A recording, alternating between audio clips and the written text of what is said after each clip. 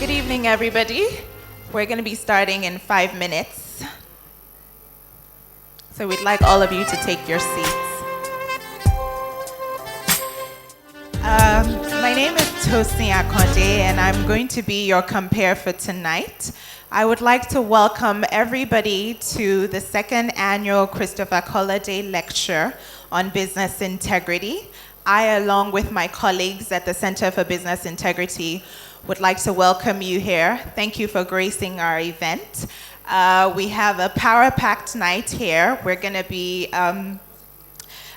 discussing, interacting, and reflecting, as well as learning as we interrogate tonight's theme, the business case for business integrity.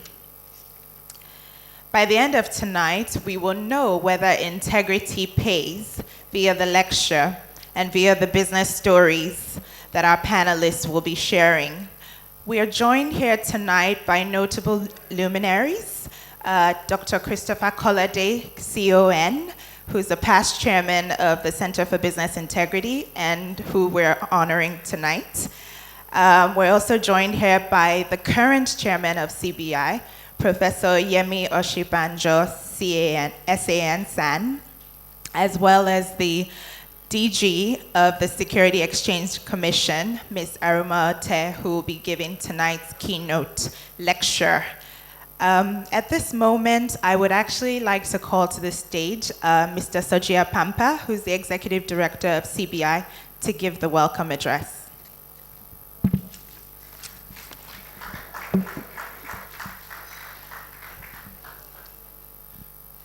Thank you very much, distinguished ladies and gentlemen. I'd like to welcome you on behalf of the board and the staff and all the signatories of the Convention on Business Integrity to the second installment of the annual Christopher Kolade Lecture on Business Integrity. We found it necessary to have a lecture series on business integrity because we feel business integrity is still not what drives the ethos and the business model of many businesses in Nigeria. And we feel that that integrity deficiency continues to limit the competitiveness of the Nigerian economy as a whole. Why have we named this lecture series after our distinguished former chairman? It's because he, throughout his working life in the different sectors of society where he has worked, he has exemplified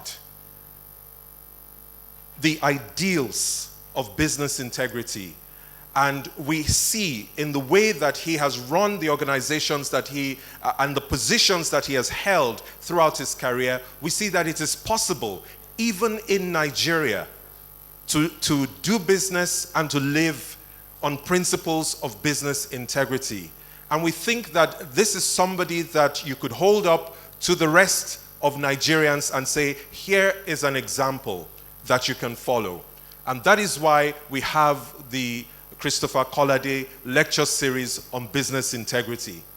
Also, very close to home, the reason why we are associating ourselves with him is because at a crucial time when captains of industry in Nigeria said to do anything against corruption means to be anti-government.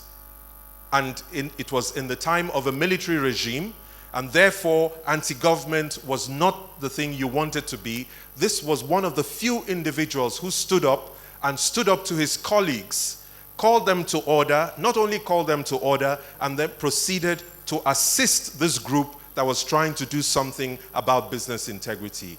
And he has continued to help from 1999 to the present day, and he has given a lot of sacrifice towards establishing business integrity and good corporate governance as something that should be emulated in business in Nigeria.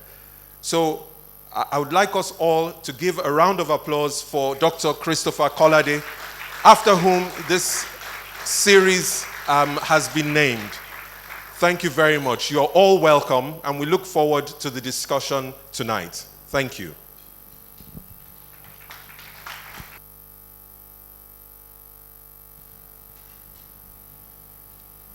Thank you very much, Mr. Pamper, for that welcome address.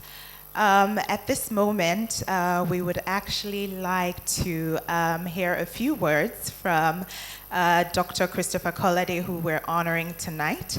As Mr. Pamper has reiterated, he is definitely a strong symbol for corporate governance, accountability, transparency, but generally for driving positive change in our country, Nigeria, both in the public and in the private sector, and he's dedicated his career to this.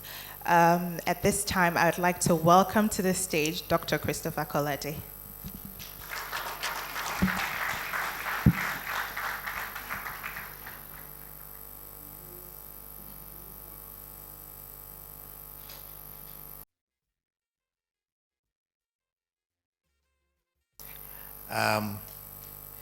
Normally, I do not, in fact, if I go anywhere and they say there's somebody else called Christopher Kolade, I usually get quite nervous and I'm ready to carry a placard or something. So when you come to an event where my name is being used, my first reaction in my flesh is to wonder what it is. But I would like to say a word of real gratitude and appreciation to the Convention on Business Integrity for doing me this so far in my life unmatched honor of naming this series of lectures after me.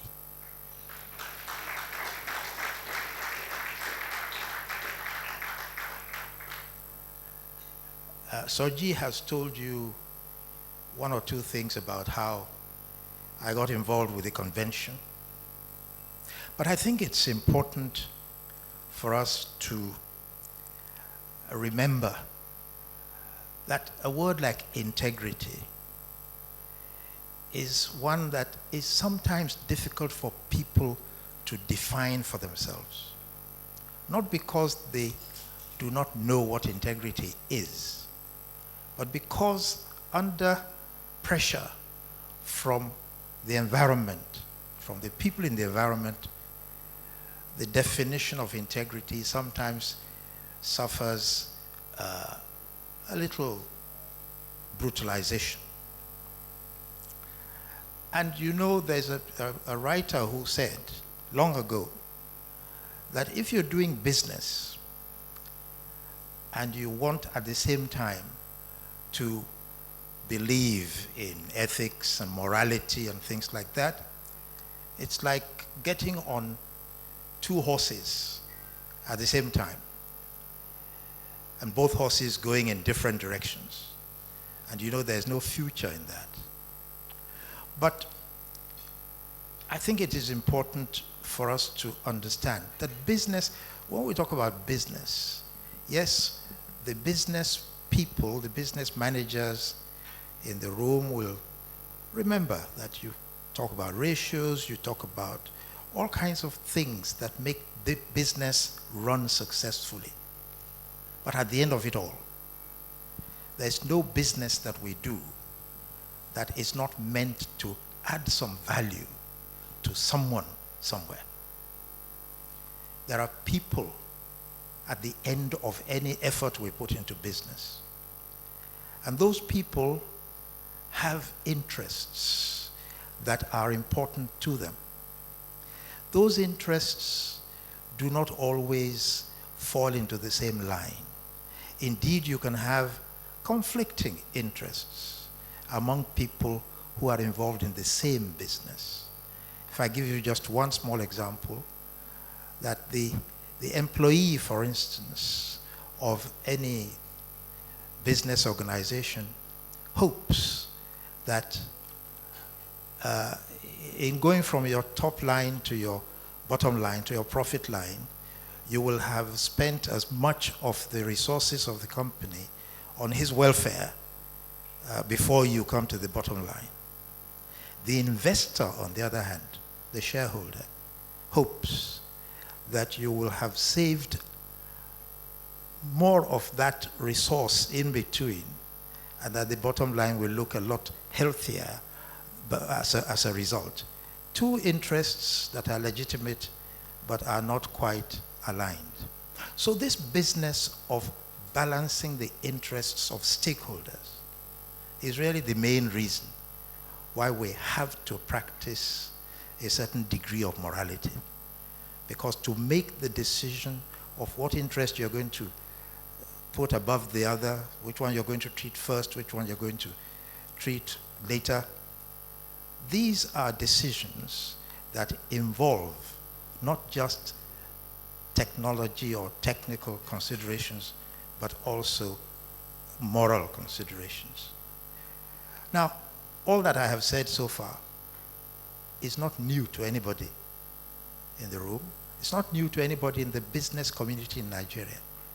And we must ask ourselves the question, why is it that so many people in business have not yet committed themselves to doing business with integrity? Why is it that we find ourselves discovering day after day that there's still a wide gap between what we all know to be right and what we actually do? And I believe that this is one